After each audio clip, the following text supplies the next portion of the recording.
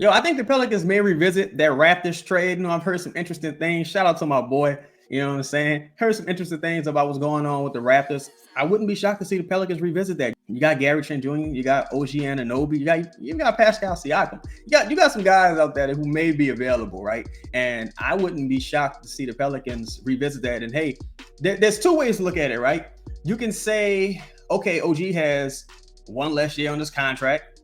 You know what I'm saying? So his value's down. Gary Trent, I believe he's going into his last year. I think he has a player option. He may opt out. Well, you know what? He may not opt out because he didn't get much PT down the run. So he may not have as good of a market as he initially expected. So he may stick with that contract and try to regain some value, right? So that's an expiring for them. And I think a couple of their assets may have decreased in value, especially if those assets want out of that situation, right? So the other side of that, though, is that this is such a weak free agency class that those guys may maintain some of that value. Teams may look at them as like, trading for a free agency acquisition. That is also a possibility. But looking at guys now, as far as y'all know, I think Gary Trent Jr. would be an excellent acquisition. Another guy who's really good in the pick and roll, can shoot off the dribble, create for himself, get to the rim. You know what I'm saying? Hell of a player. Then you got OG, hell of a player, defensive guy, prototypical 3-and-D guy. Think he got some Jaylen Brown in him. Can depending on how they round out this coaching staff, can continue to develop him, help hone his craft. Shout out to CJ also, wishing him a healthy surgery and a speedy recovery. Shout out to that brother. But that is a trade that could be revisited. And I'm really curious to see, like, if they can convince CJ to go to the bench.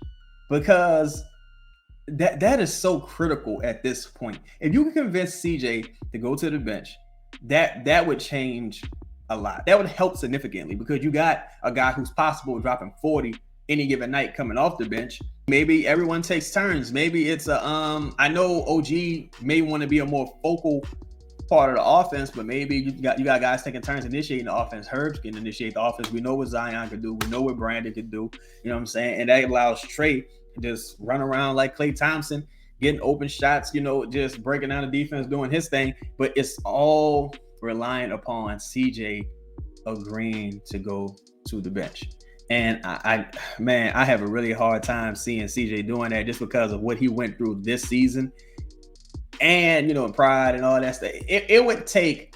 I don't even know who could talk to him. It would take like Isaiah Thomas. I'm talking about Zeke. It would take Zeke coming to talk to CJ. Like, look, you got to go to the bench, brother. You want to win? You got to come off that bench. You got to let OG or Buddy Hill, whoever, you got to let them start, and you come off the bench, and that's how you're gonna maximize your value at this point. So we shall see. But yeah, I wouldn't be shocked if the Pelicans revisit that OG Anunoby or Gary Trent Jr. trade, because they were this close. And the Raptors just pulled the rug from under them. Like, nah, we ain't doing nothing. They stood pat and they went for it. And the way their season ended, I think they're gonna break that team up. But again, we shall see.